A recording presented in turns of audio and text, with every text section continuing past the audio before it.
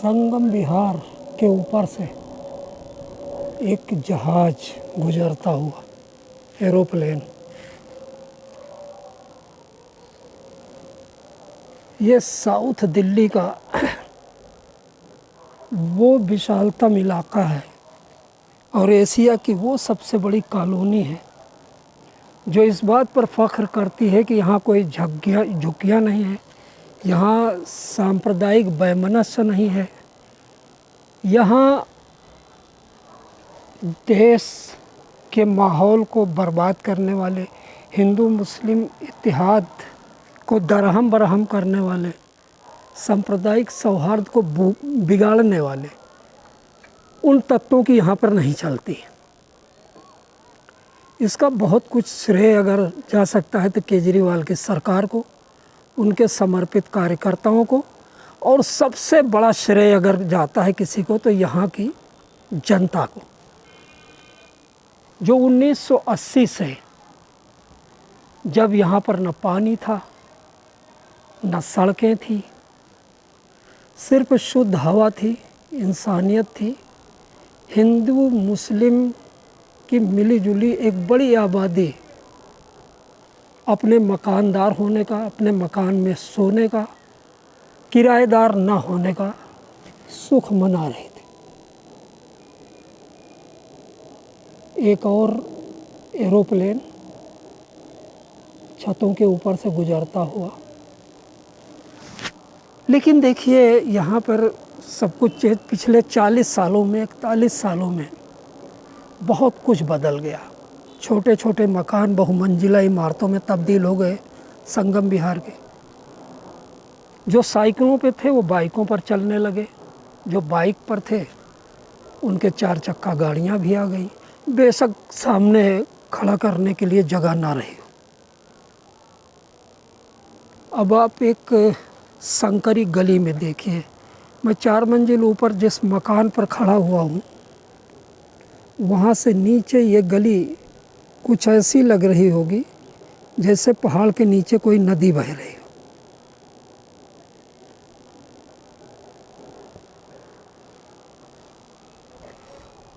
और जहाँ तक आप नज़र दौड़ाएंगे आपको इस 40 साल 41 साल तब्दीली का एक सुखद दृश्य तो नज़र ही आएगा। मस्जिदें, मंदिर जिनके अंकुर फूटे थे तब आज बड़ी बुलंदी के साथ सर ऊपर उठाए, मस्जिद की मीनारें भी और मंदिरों की ऊंचाई भी इस चीज़ का फ़ख्र से ऐलान करती है कि हम तो वैसे ही हैं, हम में कोई इत्तेफाक नहीं, हमारे बनाने वालों में भी कोई वैचारिक मतभेद नहीं है, लेकिन तुम इंसान बहुत बदल गए।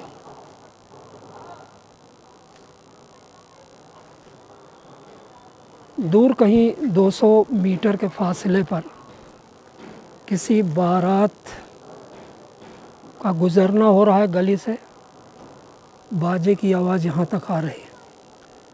और इस वक्त आप देख रहे हैं दुनिया का एक ऐसा शहर जिसे टंकियों का शहर कहा जाए, टंकियों का कॉलोनी कहा जाए, या टंकियों वाली विधानसभा कही जाए तो गलत नहीं होगा। सरकारें आती रही जाती रहीं। 1993 में जब पहला लेजिस्लेटिव असेंबली का चुनाव दिल्ली में संपन्न हुआ तब से लेकर आज तक आज़ाद उम्मीदवार, कांग्रेस के उम्मीदवार, बीजेपी उम्मीदवार और 2-2 बार आम आदमी पार्टी के विधायक जीते हुए जनप्रतिनिधि सभी आई पावर में, सारी पार्टियों के विधायक यहाँ पर सत्ता में आ चुके हैं। सबकी यही कोशिश रही कि संगम विहार को खांडोप्रस्थ से इंद्रप्रस्थ बना दिया जाए, दोजख से पानी के लिए तरसती इस कॉलोनी को दोजख से जन्नत बना दिया जाए, आब हयात दे दिया जाए। लेकिन आज भी पानी के लिए ये टंकियाँ तरस रही हैं, लोग परेशान हैं।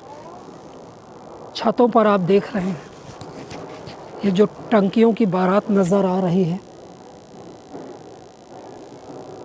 इनमें ज़्यादातर खाली है, क्योंकि बहुत कोशिश करने के बाद में केजरीवाल की पार्टी ने कुछ उल्लेखनीय सफलता तो प्राप्त की इस बारे में कि अब 2-2, 3-3 गलियों के ऊपर एक डीप बोर हैंडपंप दे दिया गया है जिनका पानी यहाँ पे आता है। लेकिन ये अभी ऊँट के मुंह में जीरा तो नहीं कहा जा सकेगा, लेकिन ये ठीक वैसे है किसी को नहाने की ज़रूरत हो और उसके एक बोतल पानी थमा दिया जाए।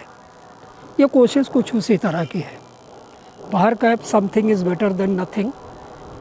लेकिन फिर अगले साल नगर निगम के चुनाव की आहट मिल रही है, पदचाप आ रही है और इसी के साथ तमाम आश्वासन बरस रहे हैं। फिर से जन्नत बांटने की तैयारी है, फिर से खांडवप्रस्थ को इंद्रप्रस्थ बनाने के लिए पूरी मशक्क़त की जा रही। हर पार्टी के तारनहार गली गली में घूमने लगे हैं जनता को बरगलाने के लिए। संगम बिहार की जनता, कहीं की जनता खामोश हो सकती है, संगम बिहार की जनता बड़ी जुझारू है, जिसके आने वाली औलादें भी 40 साल तक के संघर्ष के इतिहास से वाकिफ़ होंगी।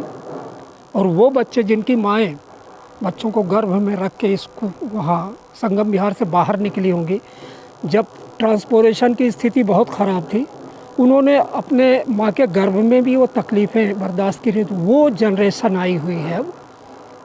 तो कोई दबता नहीं, मुँह खोल कर बोलते हैं। और लोगों ने तय कर लिया है कि जो हमारे लिए कर रहा है और जो हमारे लिए करेगा, जो सुखद परिवर्तन का सिर्फ ऐलान नहीं करेगा, उसे हमारी ज़िंदगी में उतारेगा, हम उसको सपोर्ट करेंगे और उसी सपोर्ट को हमारा भी सपोर्ट है।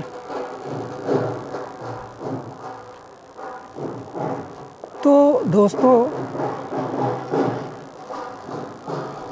संगम बिहार के आकाश से हवाई जहाज़ तो गुजर रहे हैं, लेकिन केंद्र में बैठे बड़े नेताओं का, आश्वासन बांटने वालों लोगों का, उनका गुजर इन गलियों से कब होगा, कहा नहीं जा सकता।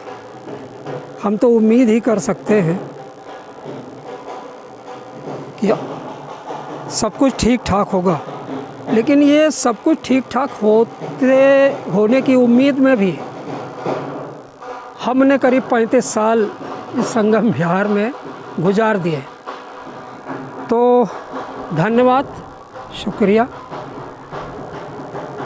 सेकुलर भारत न्यूज़ देखने वाले अपने तमाम मित्रों, सहयोगियों, दोस्तों, शुभचिंतकों और विरोधियों को सुल्तान भारती की तरफ से आदाब, नमस्कार, सत श्री अकाल, अलविदा दोस्तों। संगम बिहार की इस लड़ाई में दुनिया आपके साथ खड़ी होगी, हम भी आपके साथ खड़े हैं। इत्तेहाद बना के रखें, ये हमारे देश का, हमारे समाज का, हमारी इंसानियत का प्रतीक है। जय हिंद, जय भारत, खुदा हाफिज़। और इस वीडियो अच्छा लगे तो संगम बिहार के हित के लिए सब्सक्राइब ज़रूर करें। अल्लाह हाफिज़।